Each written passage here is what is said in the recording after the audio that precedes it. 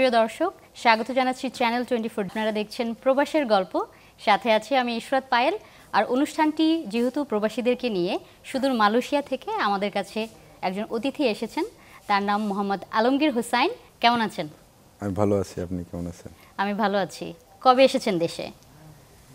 7 তারিখে এসেছি। 7 তারিখে এসেছেন। দেশে আসার পরে কি কি দেখলেন? দেশে আসার পরে দেশের বিভিন্ন জায়গাতে ঘুরছি, দেখছি বিভিন্ন পরিস্থিতি, এই আর কি। আপনার দেশের বাড়ি কোথায়? সাতক্ষীরা। সাতক্ষীরাতে? জি। সাতক্ষীরাতেই থাকেন আসলে নাকি ঢাকাতে থাকেন? ঢাকাতেই থাকি, সাতক্ষীরাতে যাওয়া আসা হয় মাঝে আচ্ছা, মধ্যে। পরিবারে কে কে আছে? পরিবারে বাবা মা ভাই বোন সবাই আছেন। আচ্ছা, কত বছর যাবত আপনি মালয়েশিয়াতে থাকেন? 17 বছর যাবত আছি মালয়েশিয়াতে। 17 বছর। আপনি মানে মালয়েশিয়াতে আপনার কিসের ব্যবসা, কি করছেন? মালয়েশিয়াতে ফার্নিচারের ব্যবসা করি, কনস্ট্রাকশনের বিভিন্ন সাব কন্ট্রাক্টরি করি, এইগুলো আছে। ম্যান পাওয়ারটা বাদ যাচ্ছে, আপনি বলছিলেন ম্যান পাওয়ার। জি জি, ম্যান পাওয়ার ব্যবসার সাথে ইনভলভ আছি। যেহেতু প্রবাসীদেরকে নিয়ে অনুষ্ঠান, আমরা প্রবাস নিয়েই কথা বলবো বেশি। আপনি প্রবাসে গেলেন কিভাবে? প্রবাসে গেছি ট্যুরিস্ট ভিসাতেই গেছিলাম, এরপরে আর ফিরিনি, ওখানেই থেকে গেছি। একটা মাধ্যম, আমি তো গ্রাম থেকে ডাইরেক্ট একটা মধ্যস্থকারী যোগাযোগ করছে ঢাকাতে যে কোনো একটা অফিসে, তাদের দিয়েই মালয়েশিয়াতে গেছি ট্যুরিস্ট ভিসায়। তারপরে ওখানেই থেকে গেছি, আর ফিরিনি। ট্যুরিস্ট ভিসা দিয়েই আপনি চলে গেলেন, তারপরে থেকে গেলেন? বাংলাদেশে এই সময় যাওয়ার মতো পরিস্থিতি ছিল না, তো বাংলাদেশে কর্মস্থানের তো অনেক প্রবলেমের জন্যই ওইভাবেই গেছি, যাওয়ার সুযোগ ওইভাবেই পাইছি, ওইভাবেই গেছি। কিন্তু আসলে ট্যুরিস্টে যাওয়াটা তো ঠিক না। ওখানে যাওয়ার পরে আমি ব্যক্তিগতভাবে অনেক জায়গাতেই কষ্ট করা লাগছে, ভিসা সংক্রান্ত না থাকায় জঙ্গলেও ঘুমানো লাগছে।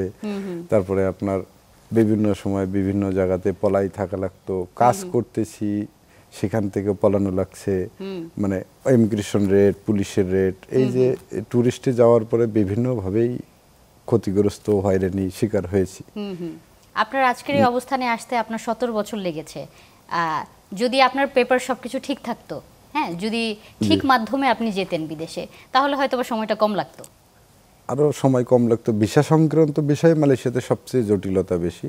ভিসা না থাকার কারণে মালয়েশিয়াতে আপনার সব দিক থেকে সমস্যা। যেখানে কর্ম করবেন, কর্মস্থানে আপনার চাকরি সব জায়গাতে মেলে না, তারপরে অনেক কোম্পানি নেয় না, তারপর কিছু জায়গাতে নেয়, সেখানে কাজ করলে ভিসা না থাকার কারণে বেতন পায় না। তারপরে আপনার সারাদিন আপনি পরিশ্রম করার পরে আপনার থাকতে হবে জঙ্গলে, নাহলে কোনো কন্টেনারের ভিতরে লুকিয়ে থাকা লাগে, জন্য রাতে আপনার ঘুমটাও ঠিক হচ্ছে না, লুকাই থাকা লাগে। আবার দিনের বেলা এসে কাজের সময় সব সময় ভয়তে থাকা লাগে, বেতনটাও ঠিক মতো পাচ্ছেন না। প্রতি মাসে দেখাচ্ছে ওখানে জানে অনেকেই, যে আপনার কোম্পানিরাও জানে, অনেক আছে যারা সাবকন্ট্রাক্টর, যারা বিভিন্ন কোম্পানি সাপ্লায়ার ভাবে কাজে লোকগুলো কাজ করায়, সেখানে আপনার ঠিকঠাক মতো বেতনও পায় না। বেতন না পেলে ওই ভিসা না থাকার কারণে অভিযোগ তো কোথাও করা যায় না, নিজের তো ভিসা নাই, আমি নিজেই দোষী, নিজেই তখন দোষী হয়ে যেতে।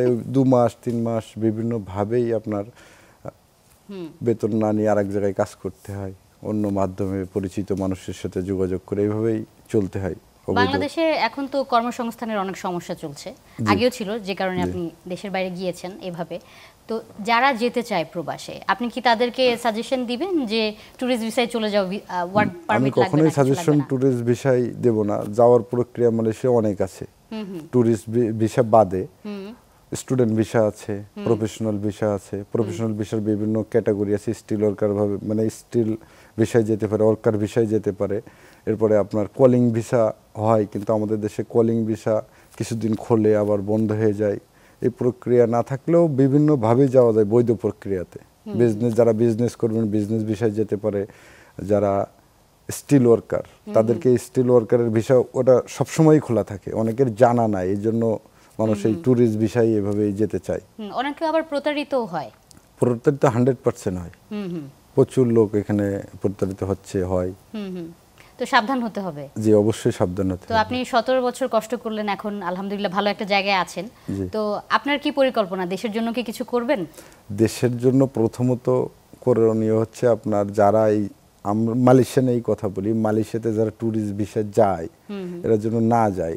মালয়েশিয়াতে বাংলাদেশ থেকে যাওয়ার অনেক প্রক্রিয়া আছে বৈধভাবে, যেমন আপনার কলিং, স্টুডেন্ট, তারপরে হচ্ছে আপনার প্রফেশনাল ভিসা, বিজনেস ভিসা, এভাবে যাওয়া যায়। আর যারা আপনার এই যে ট্যুরিস্ট ভিসায় যেয়ে সঠিকভাবে কিন্তু কখনোই তাদের ভালো কিছু করা সম্ভব হয় না। ভিসা না থাকলে মালয়েশিয়ার বড় সমস্যাই ভিসা। আচ্ছা, এটা না থাকলে আপনার ওখানে ভালো কিছু করে আমি ব্যক্তিগতভাবে ভিসা না থাকার কারণে আমি তো ভিসা ট্যুরিস্ট ভিসায় মালয়েশিয়াতে গেছি, যে অনেক কিছু অনেক জায়গাতেই আমার পাওয়ানো লাগছে। হ্যাঁ, কাঠখড় পোড়ায় তো ভিসা অনেক। হ্যাঁ, তারপরে ওখানকার আর সরকার এখানে তো যখন জীবনেরও নিশ্চয়তা নাই ওখানে, কখনো কোনো নিশ্চয়তা থাকে না, আপনার গার্জিয়ানই থাকবে না যখন ভিসা নাই, মানে আপনার কোনো গার্জিয়ান নাই। অ্যাটলিস্ট ভিসা থাকলে একটা কোম্পানির আন্ডারে তখন আপনার একটা গার্জিয়ান থাকে।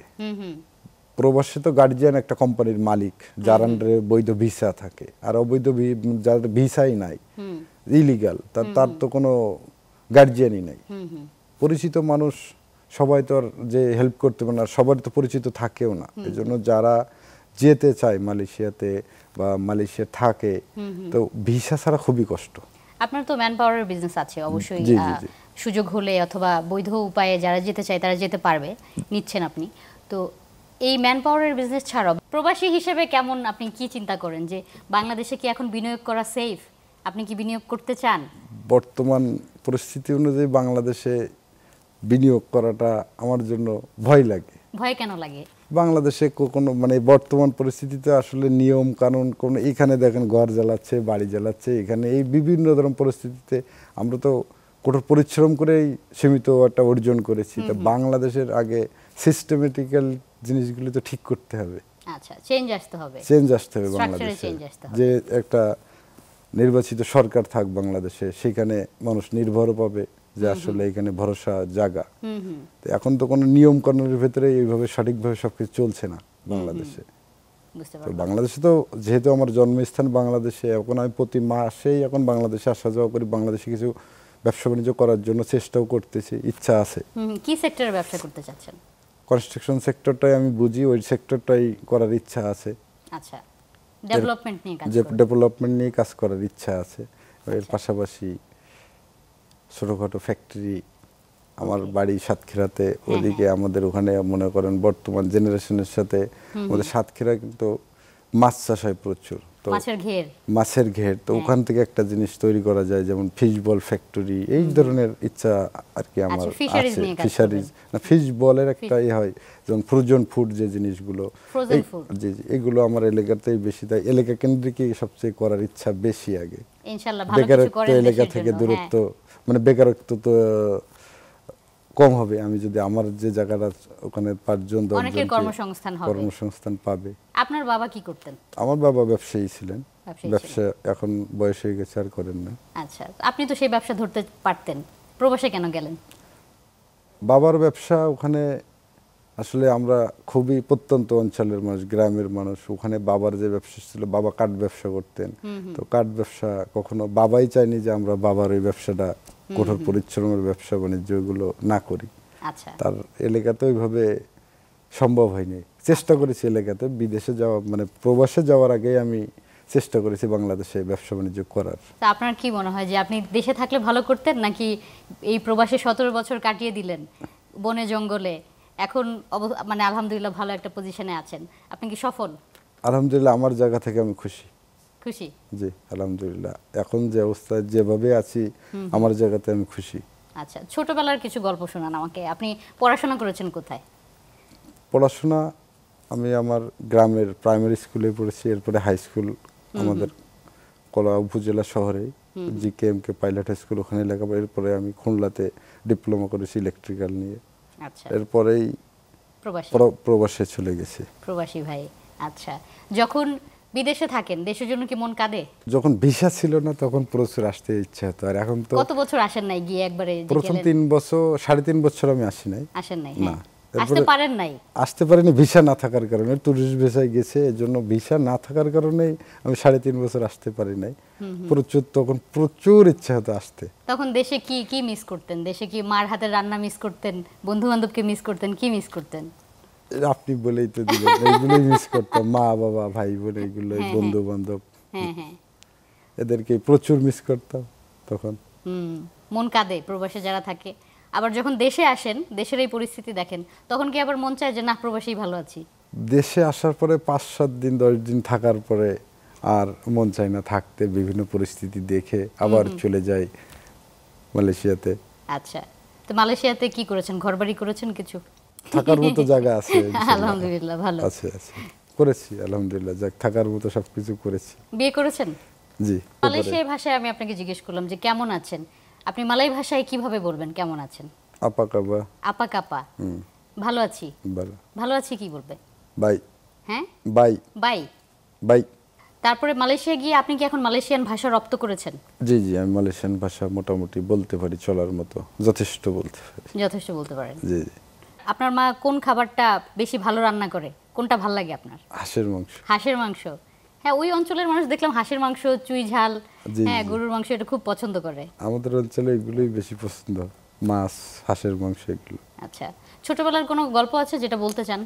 ছোটবেলার গল্প বলতে, আমরা যখন ছোট ছিলাম, আমাদের আগেই আপনাকে আমি বলেছি, আমার বাড়ি যেখানে খুবই প্রত্যন্ত অঞ্চল।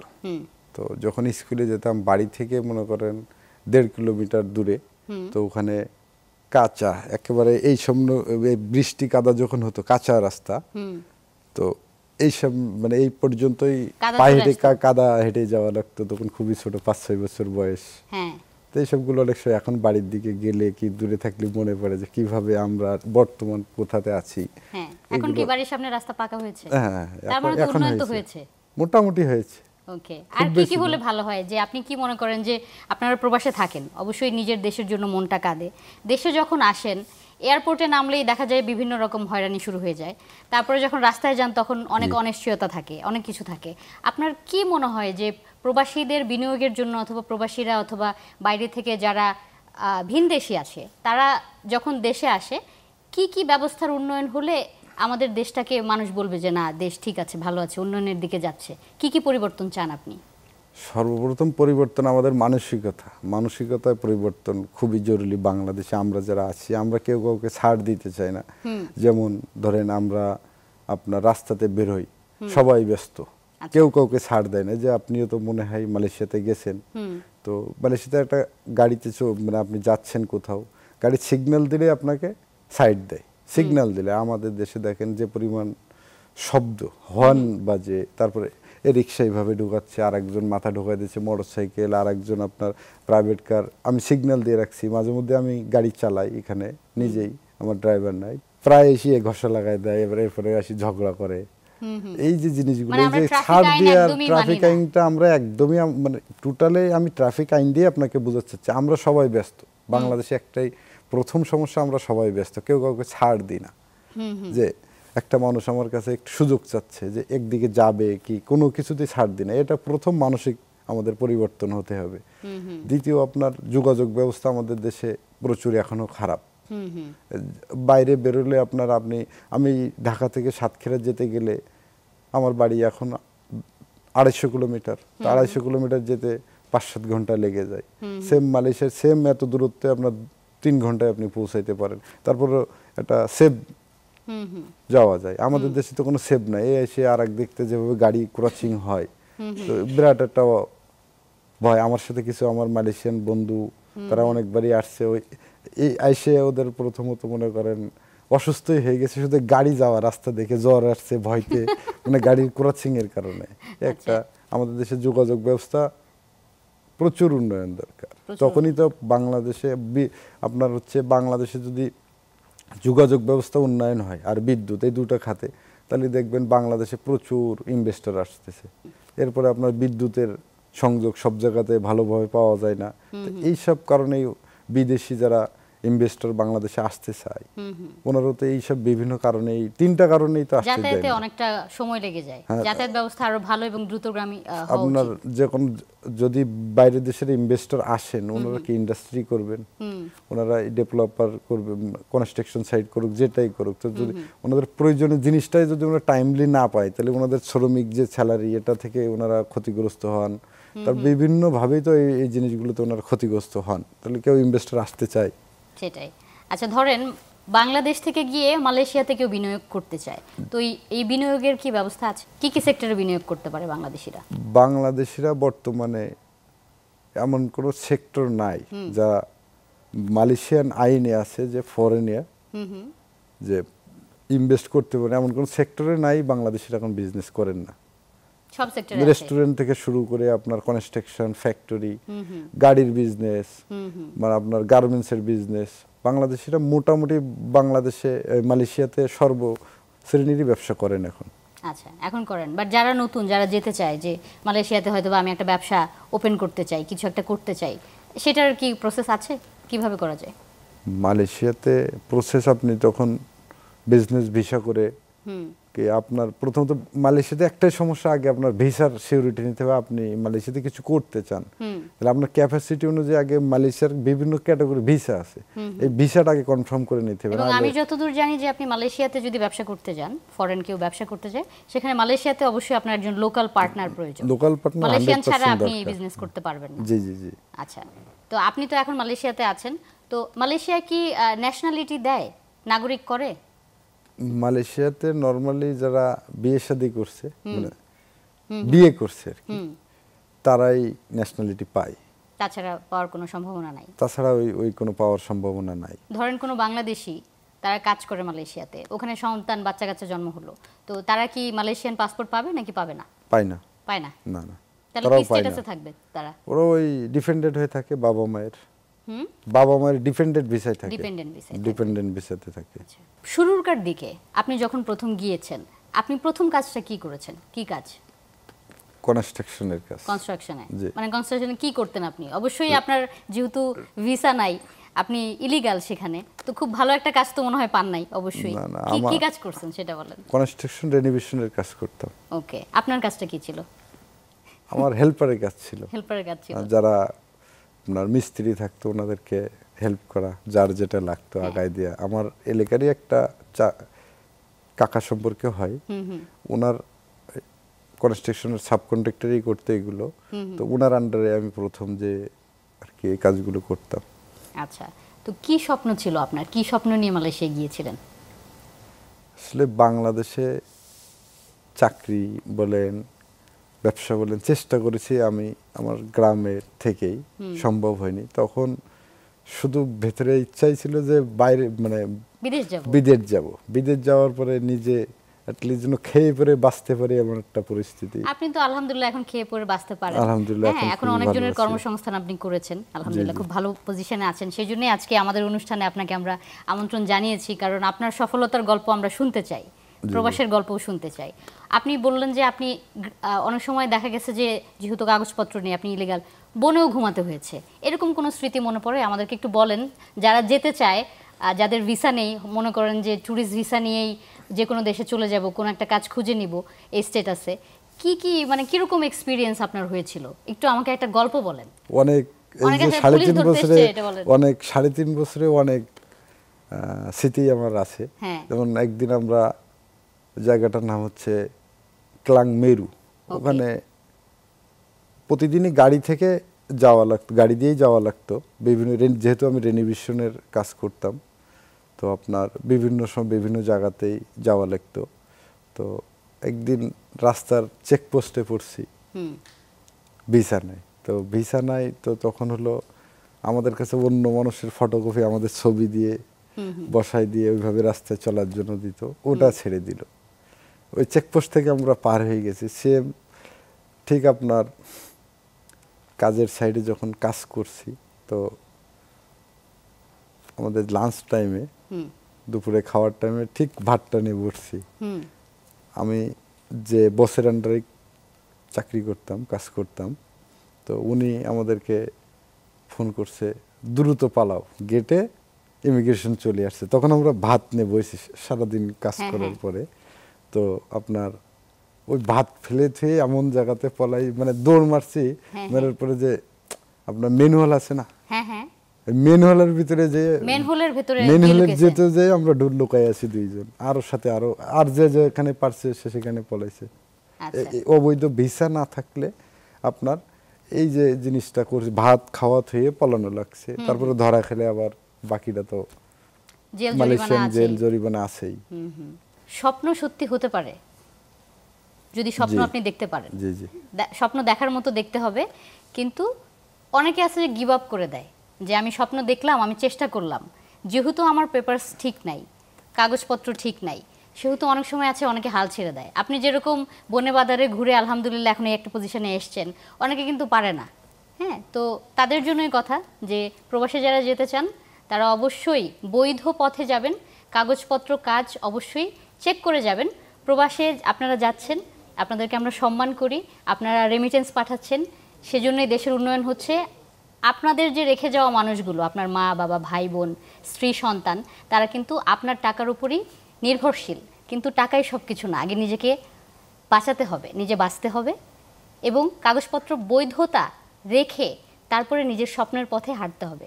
সেটা চ্যানেল 24-এর পক্ষ থেকে আমাদের আহ্বান যে আপনারা যারাই বিদেশে যাবেন অবশ্যই সঠিক পথে নিয়মকানুন মেনে যাবেন।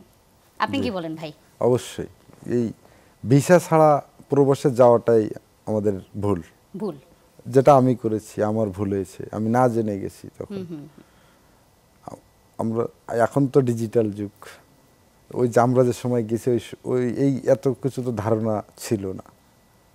যাওয়ার পরে কি হবে এই জিনিসটা তো আমরা তখন ওইভাবে বুঝতেই পারি নাই। চোখে রঙিন স্বপ্ন, চোখে রঙিন স্বপ্ন প্রবাস কি একটা আছে।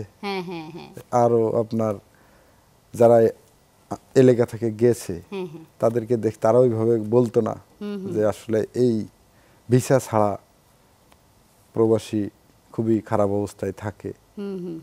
আমরা যাওয়ার পরে তো বুঝতে পারছি যে আসলে ভিসা ছাড়া যাওয়া। ভিসা আবার শুরু হচ্ছে, মাঝে মাঝে হয়, মাঝে মাঝে বন্ধ হয়ে যায়, অস্থিতিশীল।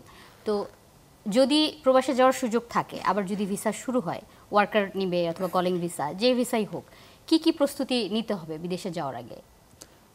বিদেশে যাওয়ার আগে প্রস্তুতি প্রথমত দক্ষ হয়ে গেলে সবচেয়ে ভালো।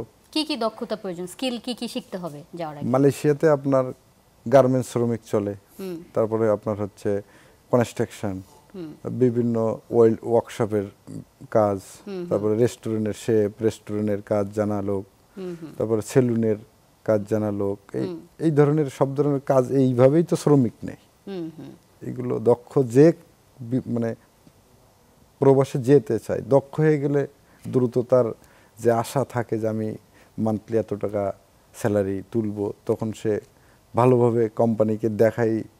মালয়েশিয়ায় 6 মাস পর পর যদি আপনার একটা শ্রমিকের বেতন অল্প হলেও বাড়ে, তো দক্ষ শ্রমিক দ্রুত বাড়ে। দক্ষ হয়ে গেলেই আপনার স্কিল ডেভেলপমেন্ট করতে হবে, আগে শিখতে হবে। জি, শিখতে হবে। এবং আরেকটা আমাদের দেশে বড় সমস্যা, আমাদের দেশের যেভাবে আমরা চলি, আসলে অন্য কোথাও এভাবে তো চলা যায় না। তাদের কিছু নির্দিষ্ট নিয়ম কানুন মেনে চলা, যে জিনিসটা, এটা যাওয়ার আগে শিখে যাওয়াটা উচিত। একটু নলেজ নিয়ে যাওয়া উচিত যে আমি মালয়েশিয়াতে যাব, তো মালয়েশিয়াতে গেলে ওনাদের সিস্টেমটা কেমন, ওনাদের সাথে চলা ফেরা, আমাদের এই জিনিসটাই আমাদের আচার ব্যবহারে আমরা কিন্তু বাংলাদেশি মানুষ ব্যাপক পরিশ্রমী। এবং বাইরে যে দেশেই যাবেন, আমি অনেক দেশে যাওয়ার সুযোগ হয়েছে, ঘুরেছি, যারা শ্রমিক বিষয়ে আছে কথা বলার সুযোগ হয়েছে, যারা ব্যবসায়ী ভাইরা আছে অনেকের সাথে কথা বলার সুযোগ হয়েছে। তো মূলত আমরা যারা যাই, আমাদের নিয়ম কানুনগুলো একটু বাইরে যাওয়ার আগে শিখে যাওয়া উচিত। আচ্ছা, অনেক সময় আছে যে মালয়েশিয়াতে সবাই ম্যাক্সিমাম ইংলিশ বলে, তো মালয়েশিয়াতে যদি কেউ যেতে চায় তাহলে কি মালয় ভাষা শেখার কোনো প্রয়োজনীয়তা আছে কিনা? মালয়েশিয়াতে সবাই ইংলিশ পারে না। ওকে। এখানে মালয়েশিয়ায় যদি আমি আসলে যেতে চাই, তাহলে আমার মালয়েশিয়ান ভাষা বেসিকটা শিখে যাওয়া উচিত। তাহলে ওখানে গেলে, ওখানে অধিকাংশ মানুষ মালয়েশিয়ান ভাষাই কথা বলে, ইংলিশ খুবই কম বলে। যারা শিক্ষিত মানুষ, তারাই সীমিত মানুষই এই ইংলিশ বলে, আর বাকি যারা কাজের মানে কর্মস্থানে সবাই মালয় ভাষাই বেশি বলে। তাহলে অ্যাডভান্টেজ আছে, ভাষা কিছুটা বেসিক শিখে গেলে, ভাষার নলেজ থাকলে এটা উপকারে দিবে। এবং স্কিল ডেভেলপমেন্ট করতে হবে, ভাষা শিখে যাওয়াটা বেস্ট। আচ্ছা, তো আপনি একটা ট্রেনিং সেন্টার কেন করছেন না বাংলাদেশে, যে স্কিল ডেভেলপমেন্ট হবে, এখান থেকে আপনি স্কিল দক্ষ শ্রমিক নেবেন? ইচ্ছা আছে। ইচ্ছা আছে, এই তো আমি জিজ্ঞেস করলাম আপনাকে, আপনার ইচ্ছার কথা আপনি বলছেন না, তো আপনি না বললে আমরা জানবো কিভাবে? স্বপ্ন দেখান, আমরা স্বপ্ন দেখি। ইচ্ছা আছে এরকম ধরনের কিছু করার, ট্রেনিং সেন্টার খোলা, শুধু মালয়েশিয়া না, যেহেতু আমি এই সেক্টরে কাজ করি, তো দু একটা দেশের আরো সাথে মিলে একটা ট্রেনিং সেন্টার করার ইচ্ছা আছে। আচ্ছা, আপনার স্বপ্ন পূরণ হোক। আর খুলনা সাতক্ষীরা অঞ্চলের মানুষজন আমি দেখেছি অনেক খুব বেশি কর্মঠ এবং পরিশ্রমী, এবং স্পোর্টসে অনেক মানুষ আছে, হ্যাঁ, খেলোয়াড় আছে অনেক। তো সাতক্ষীরাতে অনেক খেলোয়াড় আছে। তো ছোটবেলায় কি আপনি কিরকম ডান পিঠে ছিলেন, খেলাধুলা করতেন না শান্ত ছিলেন? খেলাধুলা করতাম। হ্যাঁ, আপনার প্রিয় খেলা কি? ক্রিকেট। ক্রিকেট? জি, ক্রিকেটই খেলতাম। ক্রিকেটই আমাদের দিকে আপনার আগেও বলেছি প্রত্যন্ত ভালো, এখনো খেলার মাঠও যে ওইভাবে আছে নাই, কিছু কিছু জায়গাতে আছে। আমাদের বাংলাদেশে যারা মানে প্রত্যন্ত অথবা গ্রাম অঞ্চল অথবা মফস্বলে বেশিরভাগ সময় আমরা স্কুল মাঠটা, স্কুল কলেজের মাঠ যেগুলো আছে সেগুলো স্কুল কলেজের সময় শেষ হওয়ার পরেই দেখা যায় যে খেলার মাঠে খেলছে, কিন্তু ডেজিগনেটেড যেখানে খেলবে, খেলে শরীর চর্চা করবে এরকম ওখানে ভালোভাবে সংস্কার থাকে না, ওখানে মানে পরিবেশ থাকে না অনেক সময় খেলাধুলা কি ওইভাবে কোনো, যে স্কুল মাঠগুলো তো ওইভাবে সংরক্ষণ থাকে না, এই জন্য খেলাও তো। আচ্ছা, বিদেশের কথা তো হলো, দেশে যখন আসেন, দেশে আপনার ঘোরার জন্য কোথায় যান? দেশে আসলে মানুষ ভ্রমণ করতে কোথায় যায়? আপনার পছন্দের জায়গা কোনটা? আমার সবচেয়ে পছন্দের জায়গা সাতক্ষীরা সুন্দরবন। সাতক্ষীরা সুন্দরবনে? জি, আমি প্রায় যাই। দেশে আসলে আমার যারা বন্ধু থাকে, বন্ধু ভাই থাকে, মাঝে মধ্যে দাওয়াত দেই, নিয়ে যাই ঘুরতে। রিসেন্টলি আমি এবার গেছি খুলনা দিয়ে সুন্দরবন, 2 দিন থাকছি। বাঘ দেখেছেন কয়বার? দেখেছি বেশ কয়েকবার দেখেছি, ও তো সীমিত দেখা যায়, 2-3 বার দেখেছি বাঘ। আলম ভাই, কেমন বাংলাদেশ আপনি দেখতে চান? উন্নয়নশীল বাংলাদেশ দেখতে চাই। উন্নয়নশীল কি করলে উন্নয়ন হবে? চিন্তার পরিবর্তন। দ্বিতীয়ত আমাদের বাংলাদেশে যারা সরকারি দায়িত্বশীল থাকেন ওনাদের ইচ্ছা শক্তি থাকা লাগবে যে আসলে আমরা এই দেশকে উন্নয়ন করতে চাই। যখন আমরা বিভিন্ন দেশে যাই, মালয়েশিয়াতেই থাকি, মালয়েশিয়ার পর পাশাপাশি অন্য দেশেও যাই ঘুরতে, নিজের কাছে যখন দেশে আসি খারাপ লাগে যে আসলে আমরা কতটুকু অনুন্নত অবস্থাতে আছি। আর বাইরে আমাদের দেশে মানুষের ইচ্ছা শক্তি থাকা লাগবে মানসিক, যে আসলে আমি দেশটাকে ভালোবাসি। যেমন আমি আপনাকে একটা গল্প বলি, আপনার আমাদের বাংলাদেশে মানুষের যারা শ্রমিক বিভিন্ন দেশে কাজ করেন, মালয়েশিয়াতেই কাজ করেন, অনেক সময় বাংলাদেশি মানুষের খুব ছোট করে দেখা হয়। এই আমরা তো যারা যাই তারা তো আসলে পরিশ্রম করে কষ্টের টাকাই নেয়, তারপরে অনেকেই হেয় প্রতিপন্ন হয়, বাংলাদেশি বাংলা বলে একটা গালি শুনতে হয়। কেমন জানি একটা বিষয় বুঝাইতেছে যেটা কাজ করতে আসছে, কাজ করছে, তার কাজের সাইডে কোনো অসততা নাই, কাজের সততা এবং সে পরিশ্রমী, কাজের সাইডে কিন্তু ফাঁকি দেয় না। কিন্তু দেশ অনুন্নত থাকার আর দেশের সিস্টেমের কারণেই এই গালি কিন্তু শুনতে হয়। যারা শ্রমিক ভাই একদম 100% শ্রমিক ভাইরা পিওরই কাজ করেন, কিন্তু দেশের একটা গালি শোনা লাগে, সম্মানটা পাচ্ছি না, সম্মানটা পাওয়া যায় না সঠিকভাবে। ঠিক আছে, ধন্যবাদ আলম ভাই, আমাদের অনুষ্ঠানে এসেছেন, অনেক কথা শুনলাম, অনেক কিছু শেয়ার করলাম। আশা করছি যারা দর্শক দেখছেন আপনারাও উপকৃত হবেন, অনেক ইনফরমেশন আপনারাও জানলেন। ধন্যবাদ আপনাকে। ধন্যবাদ। প্রিয় দর্শক, আমরা সবাই চাই সবাই মিলে সুন্দর একটি দেশ গড়ব, এবং প্রবাসে যারা আমার রেমিটেন্স যোদ্ধা প্রবাসী ভাই বোনরা রয়েছেন আপনাদেরকে অসংখ্য ধন্যবাদ জানাই। আপনারা এত পরিশ্রম করছেন বলেই দেশে আমরা ভালো আছি। আজকের অনুষ্ঠান এখানে শেষ, দেখা হবে আগামী অনুষ্ঠানে, আগামী কোনো পর্বে নতুন কোনো দেশের প্রবাসী ভাইকে সাথে নিয়ে। সে পর্যন্ত সবাই ভালো থাকবেন, চ্যানেল 24 এর পর্দায় চোখ রাখবেন।